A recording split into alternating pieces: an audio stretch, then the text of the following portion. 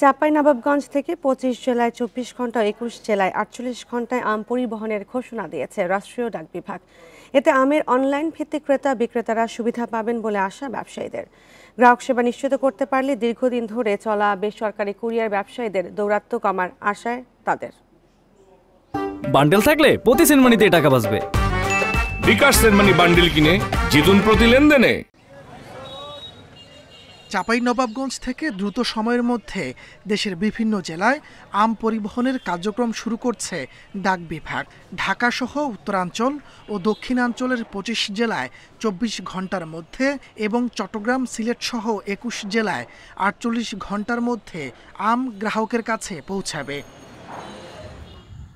ডাক বিভাগের এই ঘোষণায় অনলাইন ভিত্তিক আম ব্যবসায়ীরা কম খরচে গ্রাহকের কাছে পাঠাতে পারবেন পণ্য।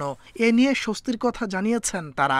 ডাক বিভাগ যে উদ্যোগ নিয়েছে এটা নিঃসন্দেহে অনেক ভালো একটা উদ্যোগ। ডাক বিভাগ যদি তাদের জনবল এবং পরিবহন বাড়ায় এবং সময় মতো যদি তারা সার্ভিস দিতে পারে, তাহলে তারা তাদের কাঙ্ক্ষিত আশানুরূপ ফল পাবে। ডাক বিভাগ জানিয়েছে ২০১৮ সালের ৩ জুন চালু হওয়া স্পিড পোস্ট সেবার আওতায় এই সুবিধা দেয়া হবে। এজন্য প্রথম ১০ কেজির জন্য ১০ টাকা ও পরবর্তী প্রতি কেজির জন্য খরচ পড়বে ৫ টাকা করে। আমাদের ডাক বিভাগের মাধ্যমে যদি আম প্রেরণ করে কৃষকরা লাভবান হবে এবং জনগণও সাশ্রয় মূল্যে জিনিসটা পাবে। ঊর্ধ্বতন কর্তৃপক্ষের নির্দেশনা অনুযায়ী আমরা জনগণকে সর্বোচ্চ সেবাটা দেওয়ার জন্য যা যা করার প্রয়োজন হয় আমরা সে মোতাবেক ব্যবস্থা গ্রহণ করব।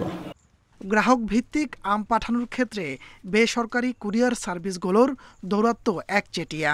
ডাক বিভাগের সেবার মাধ্যমে একতরফা রাজত্ব কমে আসবে বলে মনে করছেন ব্যবসায়ীরা। Independent news.